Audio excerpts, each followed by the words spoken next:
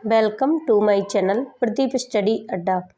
यहाँ हम आप सभी को हिंदी का जो है सेकंड पार्ट पढ़ा रहे हैं और फर्स्ट पार्ट आपको डिस्क्रिप्शन में मिल जाएगा। आप लोग वहाँ से फर्स्ट पार्ट का वीडियो देख सकते हैं और सेकंड पार्ट का वीडियो आप लोग को यहाँ अभी रिवाइज कराया जा रहा है हिंदी 4 सेमेस्टर प्रशिक्षुओं के लिए। तो आप लोग स्टार्ट करें अपना क्लास। प्रश्न है, बिहारी का जन्म कब और कहाँ हुआ? तो इसका उत्तर देखिए, बिहारी जी का जन्म सन 1603 के लगभग कहा गया है यहाँ, क्योंकि लगभग वहाँ होता है जहाँ क्लियर नहीं होता है।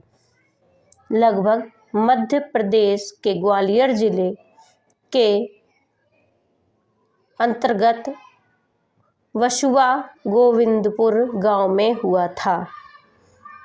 आगे देखिए, प्रश्न है, उर्मिला के रचयिता कौन थे?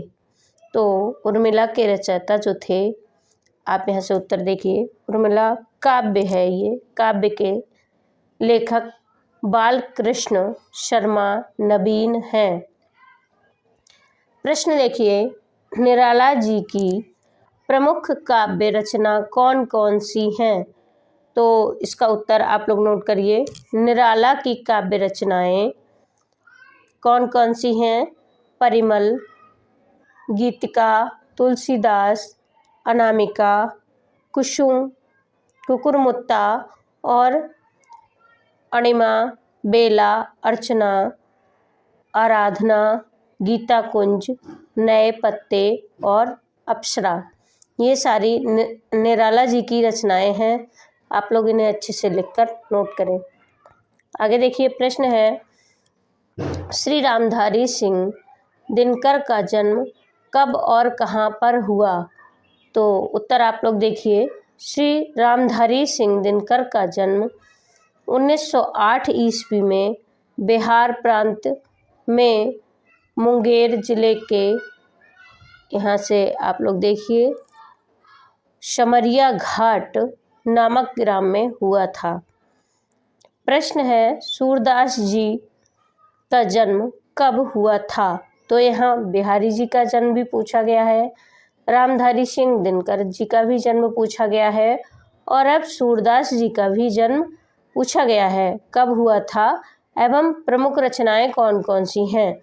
तो सूरदास जी का जन्म आगरा के निकट रुनकता गांव ग्राम में संवत 1535 में सन 1478 ईस्वी में हुआ था।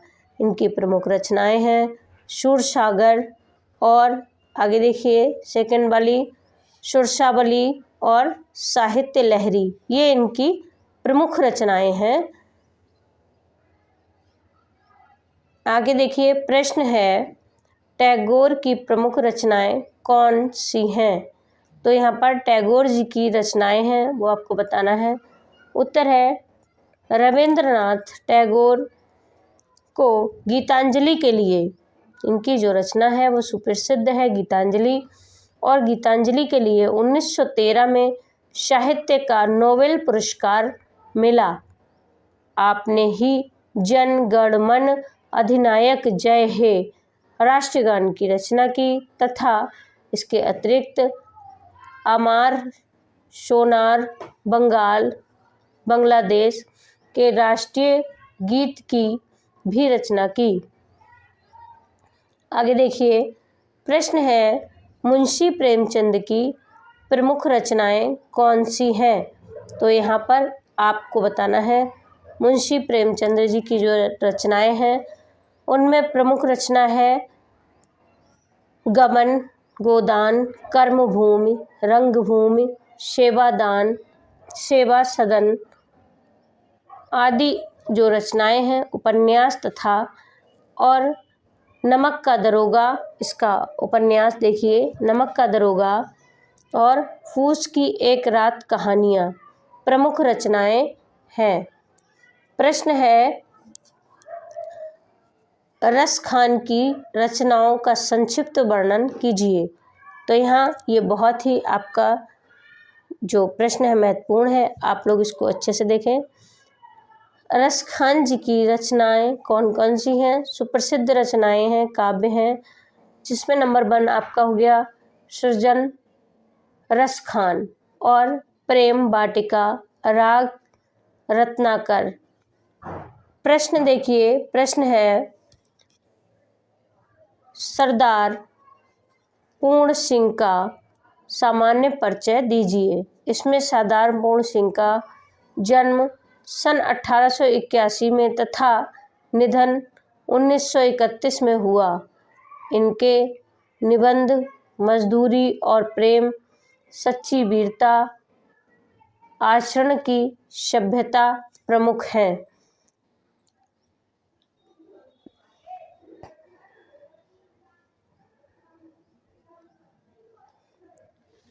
आगे देखिए, भारतेंद्र हरिश्चंद्र का जीवन परिचय। तो यहाँ पर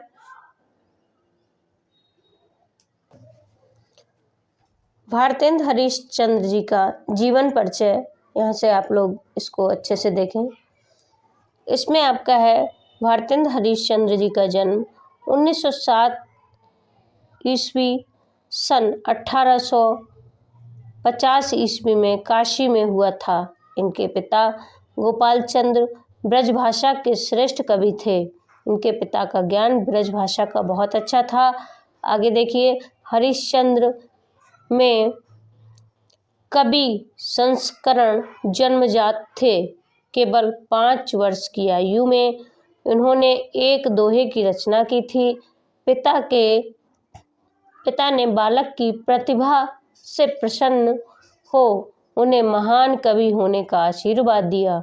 5 वर्ष की मात्र आयु में संवत 1942 और 1885 ईस्वी में 35 वर्ष की आयु में ही महान हिंदी साहित्य सेवक संसार से उठ गए। तो इनका निधन मात्र 35 वर्ष की आयु में हो गया था। आगे प्रश्न देखिए, आचार्य रामचंद्र शुक्ला का जन्म।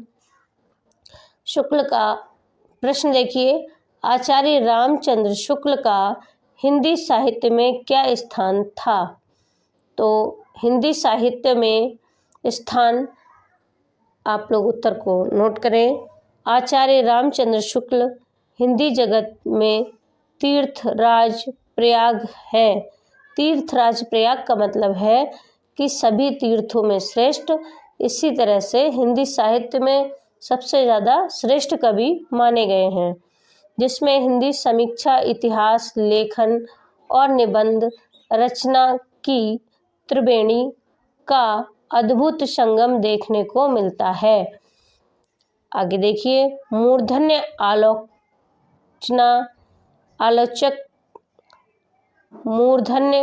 आलोचक, सर्वश्रेष्ठ निबंधकार, आदर्श इतिहासकार, अद्भुत विचारक और श्रेष्ठ शैलीकार के रूप में हिंदी साहित्य में वे सदैव स्मरणीय रहेंगे। तो इसको आप लोग अच्छे से याद करें। आगे देखिए, प्रश्न है आपका, प्रस्तुत श्लोक का अर्थ कीजिए। यहाँ पर जो श्लोक दिया गया है इसका आपको अर्थ करना है। जैसे श्लोक पढ़ें, दिनांते च विपेद दुग्धम, निशांते च विपेद पथ्य, भोजनांते विपेद त्रक किम वयस्स प्रयोजनम। तो इसका हिंदी अर्थ हुआ, जो दिन के अंत में अर्थात शाम के समय दूध पीता है। दुग्धे का मतलब होता है दूध से, और दिनांते मतलब दिन का अंत। दिन का जिस समय अंत होता है वो शाम का समय होता है।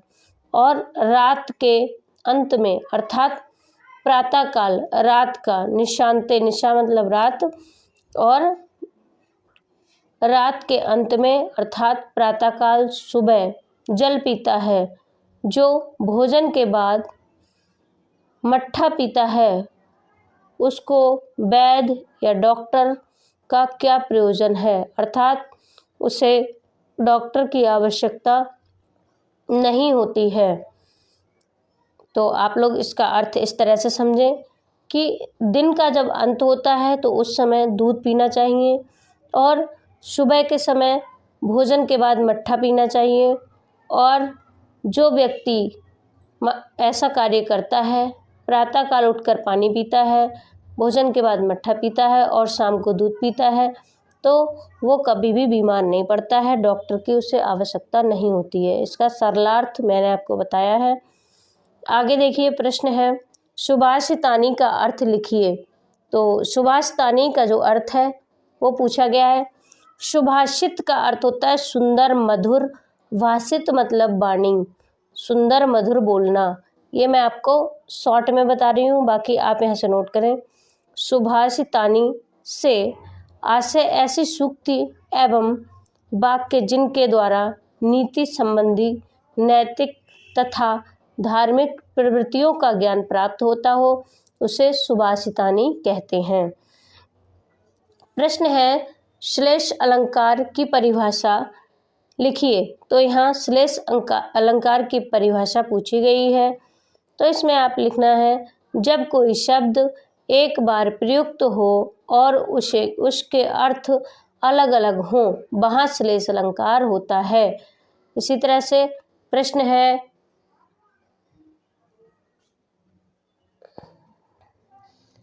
है पिर उपसर्ग से बनने वाले दो शब्द बताइए। तो यहाँ पे पिर उपसर्ग से बनने वाले दो शब्द हो गए, एक हो गया प्रकोप और दूसरा हो गया प्रकार। आगे देखिए प्रश्न, प्रकृति का सुकुमार कवि किसे कहा गया है। तो यहाँ पर बहुत ही अच्छा प्रश्न है। प्रकृति का सुकुमार कवि सुमित्रानंदन पंत को कहा गया है। जी हाँ। आगे देखिए प्रश्न है जो पुरुष अभिनय करे वाक्यांशों के लिए एक शब्द लिखिए। तो उसका उत्तर हुआ जो पुरुष अभिनय करे वाक्यांशों के लिए एक शब्द हो गया अभिनेता। जी हाँ। आगे देखिए प्रश्न है आपका, आगे देखिए प्रश्न आपका है तत्र एका विशाल सरोवरा अस्ति। इसका हिंदी अनुवाद पूछा गया है।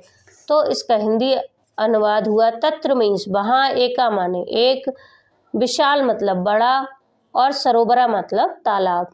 वहाँ एक बड़ा तालाब है। आगे देखिए प्रश्न है हरि शब्द का तृतीय विभक्ति और एक वचन का रूप लिखिए। तो हरि शब्द का जो रूप है एक वचन का, वह तृतीय विभक्ति में आ जाएगा हरिणा। हरिणा, हरिणा शब्द तृतीय विभक्ति का है। आगे देखिए अपनी पाठ्य पुस्तक से 4 पंक्ति का कोई एक श्लोक लिखिए। तो आपको आपकी जो पाठ्य पुस्तक है उससे, आपकी पाठ्य पुस्तक से एक श्लोक लिखना है। आप ये वाला भी लिख सकते हैं और अगर ये नहीं लिख पा रहे हैं तो और दूसरा भी लिख सकते हैं। आप लोग यहाँ से देखिए श्लोक आपका जो यहाँ दिया है वो है यदा यदा ही धर्मस्य गिलानि भवति भारता अभयुत्थान धर्मस्य तदात्मनां सृजनाहम्। आगे देखिए प्रश्न है कहानी के 2 प्रमुख प्रकारों के नाम लिखिए। तो यहाँ पर आपका जो उत्तर है कथानक के आधार पर कहानी मूलतः 3 प्रकार की होती है। कथानक के आधार पर 3 प्रकार की होती है। जैसे नंबर 1 आपका हो गया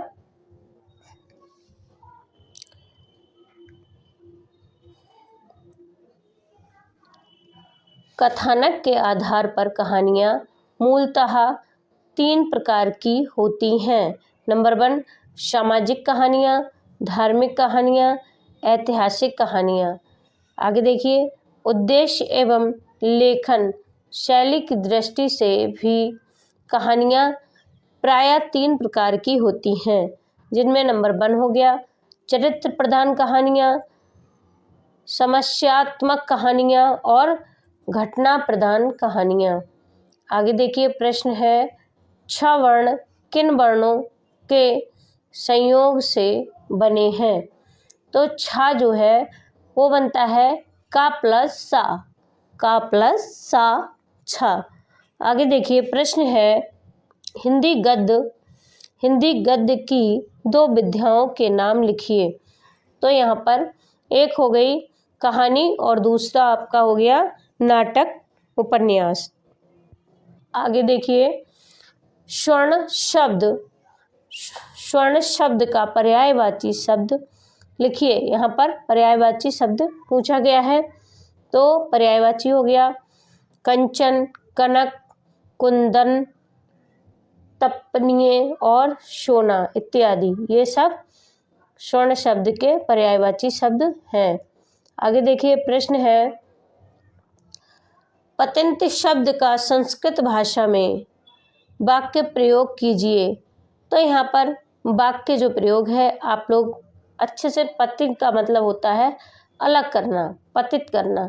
तो जैसे यहाँ पर दिया है वृक्षांति पत्राणि पतंती, इसका मतलब हुआ वृक्षाण मतलब वृक्ष से, पत्ते, पत्राणि मतलब पत्ते, पतंती मतलब अलग हो रहे हैं। यहाँ पर आपकी पंचमी विभक्ति का प्रयोग हुआ है। जहाँ पर आपको पतित होता है, अलग होता है, वहाँ पंचमी विभक्ति का प्रयोग होता है। तो यहाँ पर इसको आप अच्छे से नोट करें। आगे देखिए प्रश्न है विद्या शब्द पर संस्कृत भाषा में 2 वाक्य लिखिए। तो यहाँ पर आप बहुत ही अच्छा उदाहरण दिया हुआ है। उत्तर आप लोग देखिए विद्या धर्मेण शोभते, इसका अर्थ हुआ विद्या धर्म से ही शोभा देती है। विद्या धर्म से ही शोभा देती है। और दूसरा वाक्य देखिए विद्या धन सर्वधननम प्रधाननम, इसका अर्थ हुआ विद्या रूपी जो धन है वह सभी धनों में श्रेष्ठ है, सभी धनों में अच्छा धन माना गया है। आगे देखिए प्रश्न है यमक अलंकार की परिभाषा लिखिए। तो इसकी परिभाषा आप लोग याद करें, जहाँ एक शब्द 2 या 2 से अधिक बार आए। एक बार फिर से बताऊं आपको, यमक अलंकार में जब कोई शब्द एक बार आए या 1 से 2 बार या 2 से अधिक बार यानी कि बार बार आए, परंतु अर्थ भिन्न हो और अर्थ भी उसका बार बार अलग हो, भिन्न भिन्न हो, वहाँ यमक अलंकार होता है। जैसे उदाहरण के लिए लिखें कनक कनकते 100 गुनी मादकता अधिकाय, बा खाए बौराए जग, बा पाए बौराए। यहाँ पर जो पहला कनक है उसका अर्थ हुआ धतूरा और जो दूसरा कनक है उसका अर्थ हुआ सोना। जी हाँ, दूसरा कनक है उसका अर्थ हुआ सोना, पहले कनक का हुआ धतूरा। तो इसमें कहा गया है कि यदि व्यक्ति को धतूरा खिला दिया जाए तो भी व्यक्ति अपना मानसिक संतुलन खो देता है, बौरा जाता है। और दूसरा कनक का अर्थ हुआ सोना, तो अगर किसी भी व्यक्ति को बहुत ज़्यादा सोना मिल जाए तो उसको भी पाकर आदमी अपना मानसिक संतुलन खो देता है और बौराए जाता है।